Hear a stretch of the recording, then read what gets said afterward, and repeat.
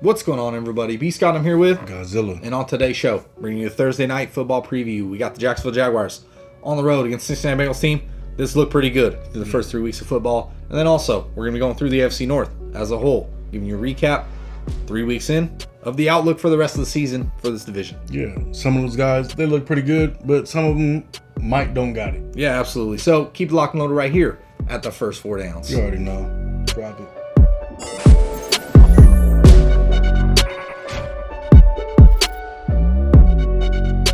What's going on, everybody, and welcome back. B. Scott and GOD here, and we're going over the Thursday night football preview. Jacksonville Jaguars on the road against Cincinnati Bengals.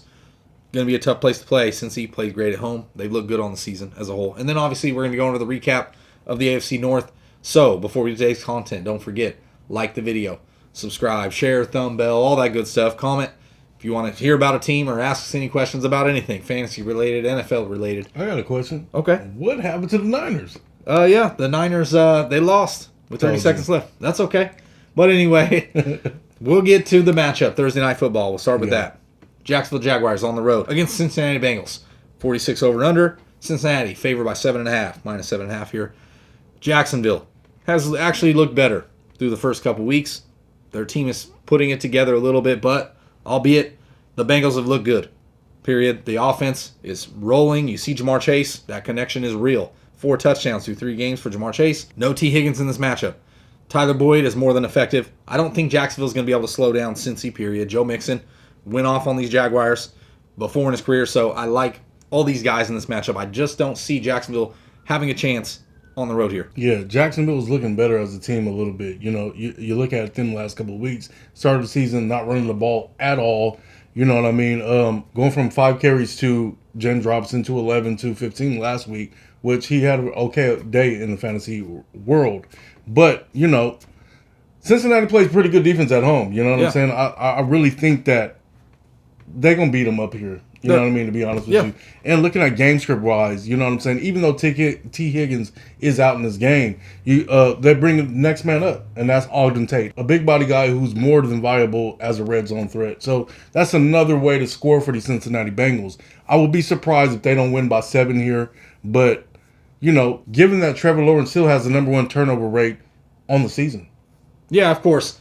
Jacksonville, looking like they're playing better. But still, they're not going to be able to hang with these Cincinnati Bengals who've looked great. Plain and simple. Jamar Chase should have a big day here. Jacksonville's been susceptible to deep passes, period. Brandon Cooks lit him up week 1. Cortland Sutton, you saw what he did against them. I want to say over 150 receiving yards. So Jamar Chase, smash spot here. I think he's going to have a great day. I think Joe Burrow's going to be effective enough that the Jacksonville Jaguars defense is not going to be able to handle the firepower of the Cincinnati Bengals, plain and simple. So I don't know. I would take probably Cincy on the money line, 7.5. I think they do win by a touchdown or so, but I don't know if I can bet that straight up.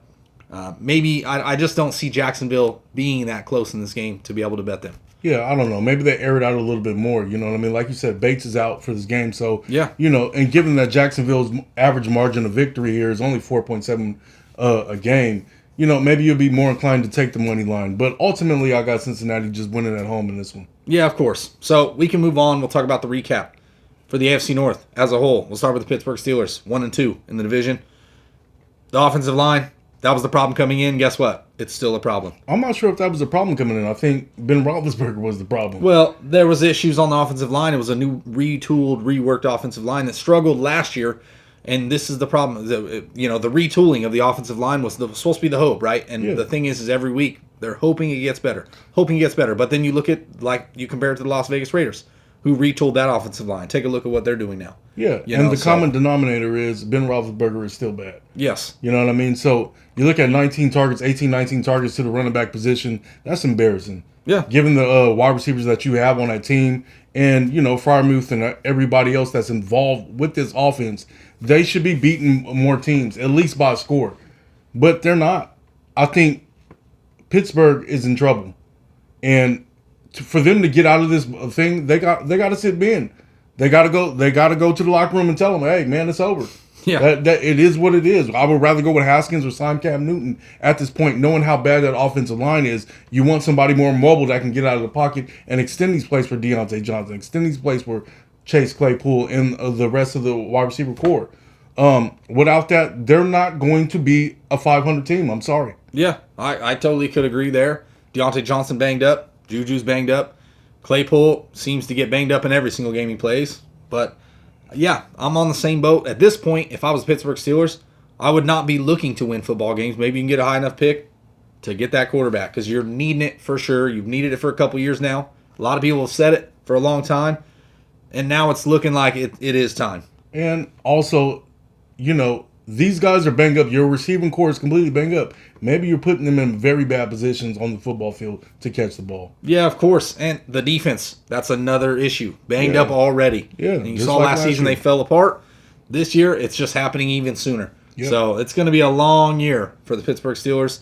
I think they're going to end up being the bottom of this division. All three of these teams. Yellow towels and just wipe them right here. I know, right? But anyway, we'll look at the next team. And we'll look at the Baltimore Ravens. And honestly, all three of these teams are 2-1. But let's talk about the Baltimore Ravens to start. Their offense hasn't really clicked. Now, yes, they should have beat, in my opinion, the Detroit Lions a lot better last week. Marquise Brown, you saw a lot of drop passes. The receiving core. Sammy Watkins has played effective-ish. He's been a wide receiver out there, and he's caught, I want to say, 4 passes all 3 games. Nothing crazy. Nothing jumps out at you.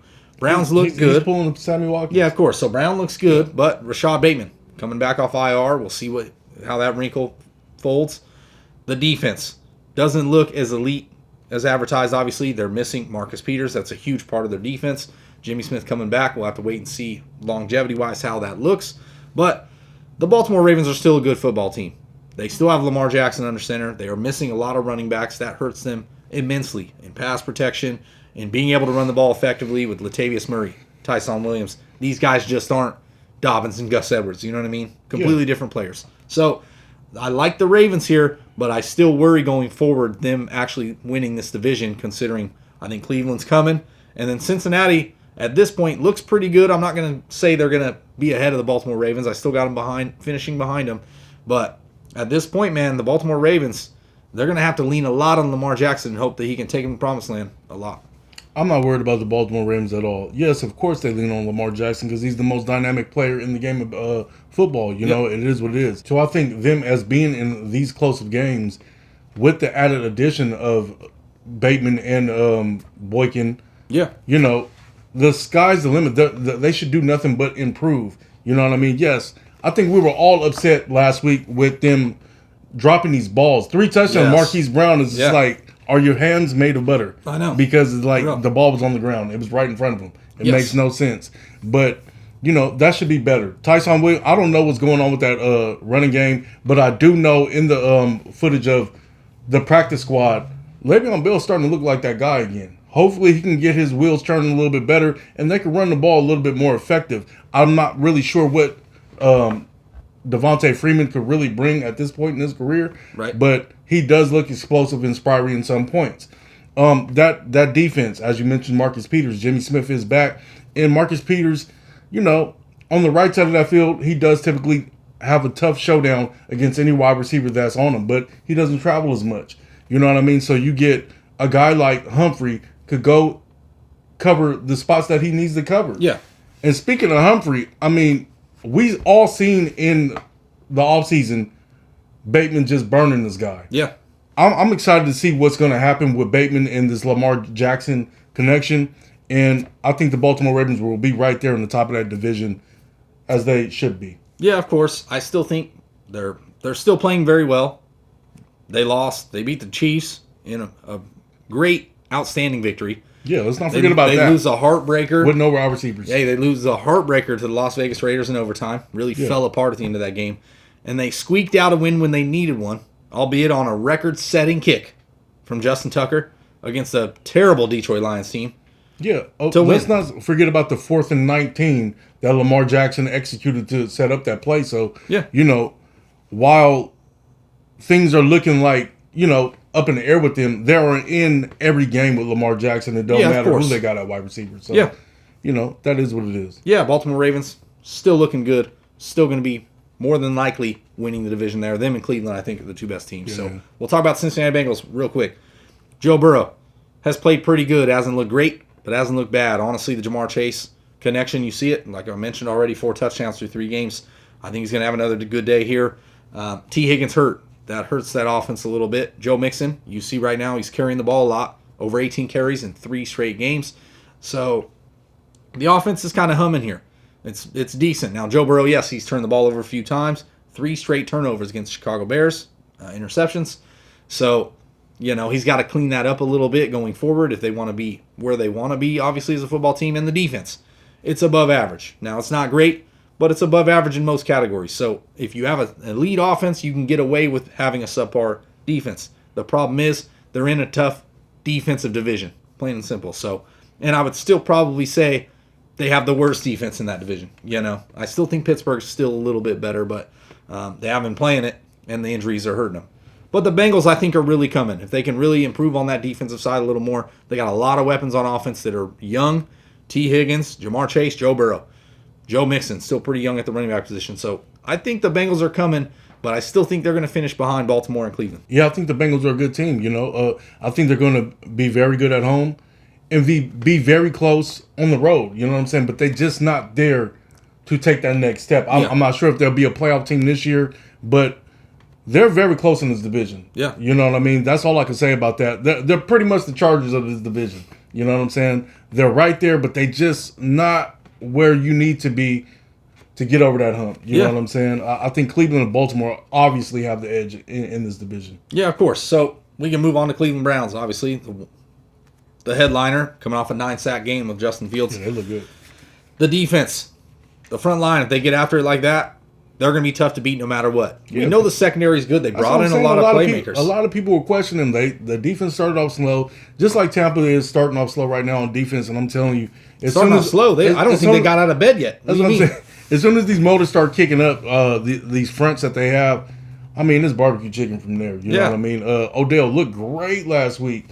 Hopefully, without Jarvis Landry being there, they can extend him a little bit more, bring him in every week a little bit more productive. We might see the OBJ that we've seen in the record-breaking seasons. I mean, he don't look like he lost his step at all. Yeah, he looked explosive to me. I think it's just getting him to that point to where he is comfortable, and he may finish the season as one of these league winners that you got in 6th, 7th round. Yeah, potentially. To be honest, now Baker, he hasn't had to throw the ball a lot. They ran it effectively. Yeah, they got the best 1-2 tandem. Yeah. That's what I'm saying in the National Football League. So I like Cleveland Browns potentially to be winning the division here if they can get that secondary just cleaned up a little bit. They brought in playmakers. I definitely agree. You know what I mean? John Johnson, Troy Hill. They have the playmakers there. You put that edge on the top. They just have to get it worked out, work the kinks out. And I think the biggest thing for them is consistency. Staying there, getting to the quarterback every single week, covering you guys, your assignments. Don't blow your assignments. Yes. You know what I'm saying? Just staying on that kind of rhythm, it'll take you to the Super Bowl. Yeah, of course. At this point, you see what the Rams do. Jalen Ramsey hasn't necessarily shadowed anybody. Yeah. And they've been playing a lot of kind of zone coverages where it's like you just here you go. Don't give up the big play. Yeah. You know what I mean? Keep it in front of you. Play sideline to sideline. Don't give up the big plays, and the offense will be there. Play every game like you play in Kansas City. Yeah. Okay. But yeah, the Cleveland Browns looking good. Potentially them. It's going to be them in Baltimore to be shooting it out for the division at the end of the season, definitely, in my opinion. So, once again, that's the division recap of the AFC North. Thursday night matchup. Obviously, since he's going to roll the Jacksonville Jaguars, I don't see a way in which they win. But if you like the video, don't forget, subscribe, share, thumb bell, all that good stuff. Drop a comment if you want to talk to us about this division, another division, anything fantasy related, NFL related. Drop in the comment section. We'll be glad to answer. So, for the first 4 downs, it's been B. Scott, GOD, and if you need that plug for your matchups, if you're betting this weekend, see you in a couple days. Yeah, and we out. Yeah, drop it.